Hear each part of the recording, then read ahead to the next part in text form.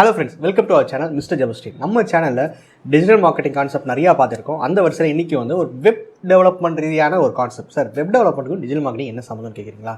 So இது கிட்டத்தட்ட எப்படின்னா, ஒரு மொபைல் ஃபோனுக்கு எப்படி ஹார்ட்வேர் ப்ளஸ் சாஃப்ட்வேர் முக்கியமோ அதே மாதிரி நீங்கள் உங்கள் ப்ராடக்ட்டோ சர்வீஸோ நீங்கள் டிஜிட்டல் மார்க்கெட்டிங் பண்ணுறதுக்கு ஒரு தளம் வேணும். அல்டிமேட் மீடியம் வந்து வெப்சைட்டில் அவங்களோட ப்ராடக்ட்டையோ இல்லை அந்த சர்வீஸோ எக்ஸ்பிளைன் பண்ணி ஒரு லிஸ்டிங்ஸ் பண்ணி அதுக்கு டிராஃபிக் ஜென்ரேட் பண்ணுறதுக்கு டிஜிட்டல் மார்க்கெட்டிங் ஸ்ட்ராட்டஜி யூஸ் பண்ணலாம்.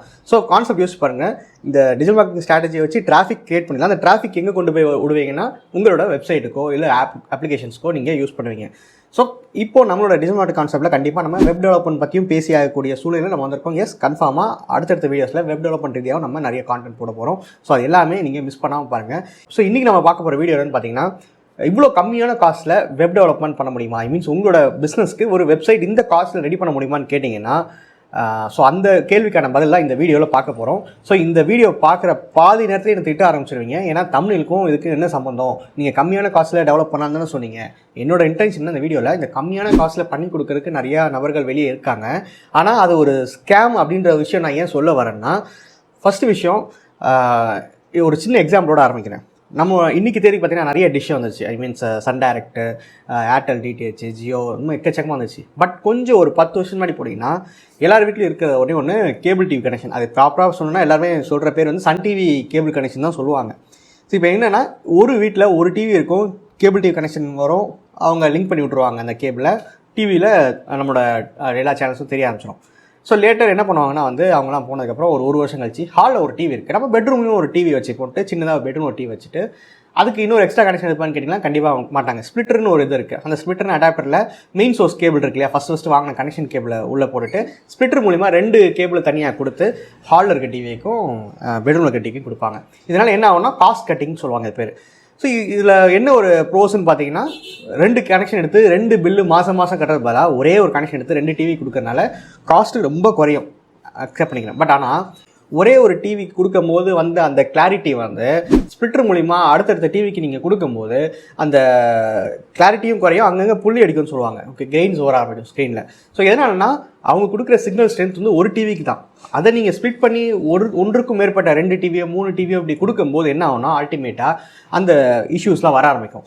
லைக்வைஸ் இப்போ இன்றைக்கி தேதியில் மார்க்கெட்டில் இருக்க நிறையா வெப் டெவலப்பர்ஸ் பண்ணுற மிகப்பெரிய தவறுன்னு சொல்ல முடியாது. அவங்களும் என்ன பண்ணுவாங்க, நீங்கள் கேட்குறீங்க இன்றைக்கி தேதிக்கு ஒரு 25,000க்கு வெப் டிசைன் பண்ண நான் தயாராக இருக்கேன், நல்லா ப்ராப்பராக பண்ணுவேன், குவாலிட்டியாக பண்ணுவேன்னு ஒருத்தர் இருக்கார். 25 to 1 lakh வரைக்கும் கூட நான் பண்ணி தயாராக இருக்கேன் உங்களோட ரெக்குவயர்மெண்ட்ஸ்க்கு ஏற்ற மாதிரி. இன்னொருத்தர் வந்து சார் நான் வந்து 7,000 பண்ணித்தரேன், 5,000 பண்ணித்தரேன்னு இருக்கார். அல்டிமேட்டாக நீங்கள் யார் சூஸ் பண்ணுவீங்க? இந்த 7,000 5,000 பண்ணித்தர ஆள்கிட்ட தான் நீங்கள் போவீங்க. இப்போது குவாலிட்டியாக பண்ணி தரணும் அப்படின்ற மைண்ட் செட்டில் இருக்குது அந்த டெவலப்பர். என்ன பண்ணுவாங்க, நமக்கு ப்ராஜெக்டே வரமாட்டேங்குது, இன்னமும் நம்ம கொள்கை கோட்பாடுன்னு வாழ்ந்துட்டு இருக்க பதிலாக இவங்கள மாதிரியே நம்ம ட்ராவல் பண்ணால் தான் பிழைக்க முடியும்னு சொல்லிட்டு எல்லா வெப் டெவலப்பரும் இந்த மாதிரி வந்துடுறாங்க. ஸோ இங்கே ஒரு வெப் டெவலப்பர் ப்ராப்பரான ஒரு குவாலிட்டியான ஒரு ப்ராடக்ட்டை கொடுக்கணும்னு நினைக்கிற வெப் டெவலப்பரை இந்த மாதிரி ஒரு மைண்ட் செட்டுக்கு மாற்றுறதே கிளைண்ட்ஸ் ஆனால் நீங்கள் தான்.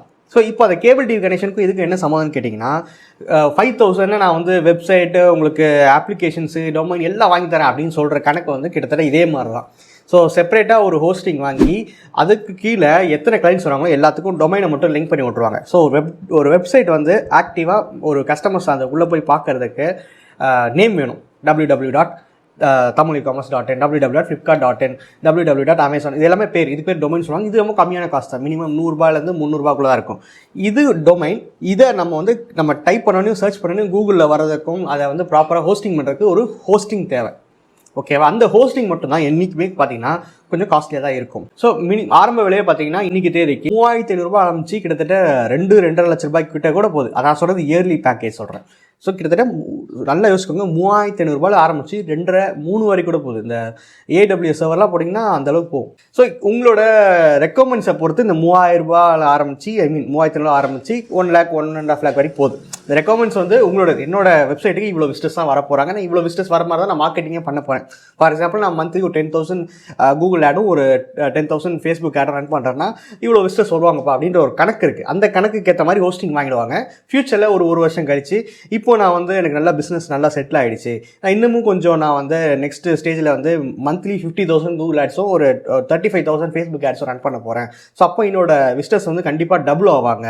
டபுள்னா ட்ரிபிள் கூட ஆவாங்க. கிட்டத்தட்ட ஒரு மாதம் ஒரு 15,000 பேர் வராங்கன்னா இப்போ நான் நெக்ஸ்ட் ஸ்டேஜாக வந்து ஒரு மாதம் 1,00,000 வெப்சைட் விசிட்டர்ஸ் நான் வர வைக்கிறதுக்காக நான் பிளான் போடுறேன் அப்படின்னா கண்டிப்பாக நீங்கள் ஹோஸ்டிங் அப்கிரேட் பண்ணிக்கலாம். அந்த ஆப்ஷன்ஸும் இருக்குது. நம்ம ஒன்ஸ் நம்ம 3,500 பிளான்ஸில் போயிட்டோன்னா அதே தான் ட்ராவல் பண்ணணும், எந்த கட்டாயம் இல்லை. ஈவன் ஒரே மாதத்தில் கூட சேஞ்ச் பண்ணுங்க நான் பார்த்துருக்கேன் என்னோட டைமில். ஸோ அப்போது இங்கே ஹோஸ்டிங்கிறது கிளைண்ட் ஆகிய நீங்கள் முடிவு எடுக்கணும். என்னோட ரெக்குவயர்மெண்ட்ஸ் படி வெப் டிராஃபிக் இவ்வளோ வரும், இவ்வளோ இந்த ஹோஸ்டிங் போதும்.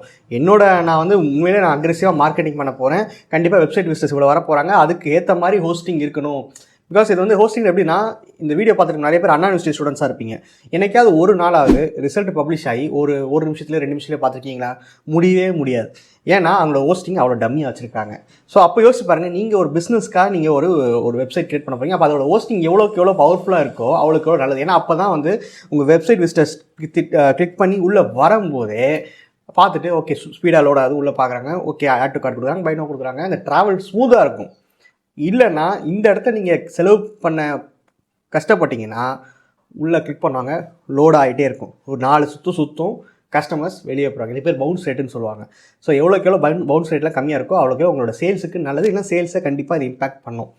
ஸோ இப்போது சீப் ரேட்டுக்கு காம்போ ஆஃபர்ஸ், டொமைன் ஹோஸ்டிங், இது எல்லாம் சேர்ந்து 5,000 6,000 சொல்லி கொடுக்குறாங்கன்னா கண்டிப்பாக அங்கே போய் அந்த சர்வீஸை வாங்காதீங்க. ஓகேவா? ஸோ இந்த வீடியோவில் உங்களுக்கு புரிஞ்சுக்கணும்னு நினைக்கிறேன். இன்றைக்கி தேதிக்கு நிறையா வெப் டெவலப்பர்ஸ் இந்த மாதிரி வேலைகள் தான் பார்த்துட்டு இருக்காங்க.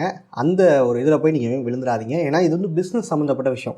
கிட்டத்தட்ட நம்ம வாட்சில் இருக்க முள்ளை நம்ம வந்து ஸ்டாப் பண்ணிவிட்டு நான் டைம் சேவ் பண்ணுறேன்ப்பா அப்படின்ற மாதிரி இந்த கான்செப்ட் அமைஞ்சிடும். அதனால் வெப் டெவலப் பண்ணும்போது ஹோஸ்டிங் உங்களுக்குன்னு தனியாக வாங்கிக்கோங்க. ஓகேவா? எப்பயுமே வந்து ஷேரபிள் ஹோஸ்டிங்குள்ளே போகாதீங்க. தனியாக உங்களுக்குன்னு ஹோஸ்டிங், அதுக்கு கூட ஒரே ஒரு டொமைன் தான் அட்டாச் பண்ணணும். எப்போவுமே பார்த்தீங்கன்னா வெப்சைட்டில் நீங்கள் பர்ச்சேஸ் பண்ணும்போது இந்த ஹோஸ்டிங் கூட எத்தனை டொமைன் வேணால் அட்டாச் பண்ணிப்பான்னு சொல்லுவாங்க. ஆனால் என்னோட கருத்து என்னென்னா ஒன்று தான் சார், நான் தான் ஒரே ஒரு வெப்சைட் தான் ஆரம்பிக்கிறேன், நான் ஒரே ஒரு டொமைன் தான் லிங்க் பண்ணணும்னு கேட்டிங்கன்னா ஒரு சில பேர் வந்து 6 மாதம் கழிச்சு சார் நல்லா போயிட்டுருக்கு, இன்னொரு வெப்சைட்டு தான் ஆரம்பிக்கலான்னு இருக்கேன், இன்னொரு கேட்டகரி பிஸ்னஸ் அப்படின்னா திருப்பியும் சொல்கிறேன், அதுக்கு வேறு ஹோஸ்டிங் இதுக்கு வேறு ஹோஸ்டிங் தான் நீங்கள் எப்பவுமே வச்சுக்கணும். அப்போ தான் வந்து ஒரு ஸ்பீடாக இருக்கும், யூசர்ஸ்க்கு வெப்சைட் வந்து கொஞ்சம் ஸ்மூத்தான ஃபீலை கொடுக்கும். அப்படி இல்லைன்னா தப்பாயிடும். ஸோ இனிமேல் எங்கேயாவது வந்து ஒரு ஆட்ஸ் பார்த்தீங்கனாலோ இல்லை எதாவது பார்த்தீங்கனாலோ அந்த மாதிரி காம்போ ஆஃபர்ஸாக இவ்வளோ இது பண்ணித்தரேன், அவங்க வந்து எப்படின்னா நீங்கள் கேட்பீங்க சார் இது ஹோஸ்டிங் வந்து எனக்குன்னு தனியாக வாங்குறீங்களா இல்லை ஷேரபிள் ஹோஸ்டிங்கான்னு கேட்டால் அவங்க வந்து சில பேர் ஓப்பனாக சொல்லுவாங்க ஆமாம் ஷேரபிள் ஹோஸ்டிங் தான் வாங்கன்னு சொல்லுவாங்க. சில பேர் என்ன சொல்லுவாங்கன்னா அந்த இல்லை எங்களுக்கு ஹோஸ்டிங் ஸ்பெசிஃபிக்காக இல்லை, இது வந்து க்ளவுட் பேஸ்டு அப்படி இப்படின்னு சொல்லி சமாளிப்பாங்க. நீங்கள் கேள்வி சார் என்னோடய டொமைன் வந்து இந்த ஹோஸ்டிங் வந்து நான் மட்டும் தான் யூஸ் பண்ணுவோன்னா இல்லை நிறைய பேருக்கு உங்கள் கிளைண்ட்ஸ் யூஸ் பண்ணுறான்னு கேளுங்க, அந்த இடத்துல அவங்க மாட்டிப்பாங்க. இன்னும் சில பேர் என்ன பண்ணுவாங்கன்னா சப்டொமைன் மாதிரி சொல்லுவாங்க. இப்போ ஷிப் ராக்கெட்டில் இன்ஸ்டாமோஜோவில் கூட நீங்கள் ஸ்டோர் கிரியேட் பண்ணலான்னு சொல்லுவாங்க. இப்போ எனக்கு வந்து jabastininterprises.comனு ஒரு வெப்சைட் கிரியேட் பண்ணணும் ஆசை, ஏன்னா என்னால் அவ்வளோ செலவு பண்ண முடியல. அப்போ எனக்கு எப்படி மார்க்கெட் பண்ணணும், நீங்கள் எங்களோட இதுக்கு கீழே நீங்கள் ஆட் பண்ணிக்கலாம்.